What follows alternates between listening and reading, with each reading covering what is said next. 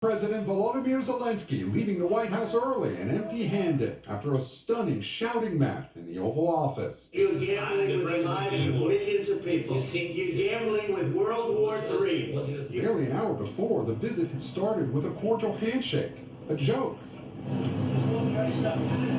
and kind words. It's an honor to have President Zelensky of Ukraine, and we've been working very hard, very close. Both leaders had planned to sign a deal giving the U.S. access to Ukraine's rare earth minerals, designed to pay back the U.S. for billions of dollars in aid, seen as a crucial step for a possible broader peace deal between Ukraine and Russia. I think that President Trump on our side.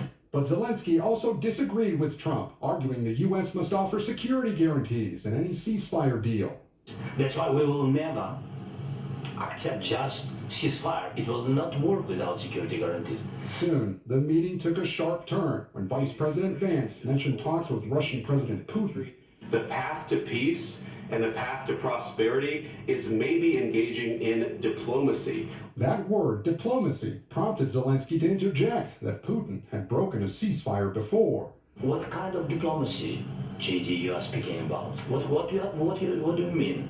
I'm talking about the kind of diplomacy that's going to end the destruction of your country. Yeah, but if Mr. President, with respect, I think it's disrespectful for you to come into the Oval Office and try to litigate this in front of the American media. The exchange devolved quickly. First of all, during the war, everybody has problems. Even you, but you have nice ocean and don't feel now, but you will feel it in the future. God bless. You don't know that. God bless. God bless. You will not have war. Don't tell us what we're going to feel.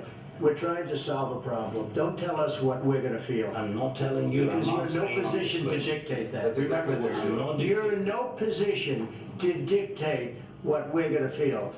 We're going to feel very good. You will feel influence. We're going to feel very good and very strong. You will feel influence. You're right now not in a very good position. You've allowed yourself to be in a very bad position, and he happens to be right about it. From the very beginning of the war. You're not in a good position. You don't have the cards right now. With us, you start having cards. Right now, you don't have. You're playing cards. You're playing cards. You're gambling with the lives of millions of people. You're gambling with World War III. You're gambling with World War III. And what you're doing is very disrespectful to the country, this country. That's back to you. Far more than a lot of people said they should have. Have you said thank you once this entire meeting? No, in this entire meeting, have you said thank you? But you're saying you don't want a ceasefire. I said to you, I want a ceasefire. Guarantees. Because you get a ceasefire faster than an agreement. Ask our people about ceasefire, what they think. That wasn't with me. That wasn't with me. Excuse me. That was with Obama, who gave you sheets, and I gave you javelins. Yes. I gave you the javelins to take out all those tanks. You got to be more thankful. Because let me tell you, you don't have the cards. With us, you have the cards. But without us, you don't have any cards. The argument that would typically unfold behind closed doors escalated in front of cameras. This was the reaction from Ukraine's ambassador. The problem is, I've empowered you to be a tough guy. And I don't think you'd be a tough guy without the United States. And your people are very brave. But you're either going to make a deal or we're out. And if we're out, you'll fight it out. I don't think it's going to be pretty, but you'll fight it out. But you don't have the cards. But once we sign that deal, you're in a much better position. But you're not acting at all thankful.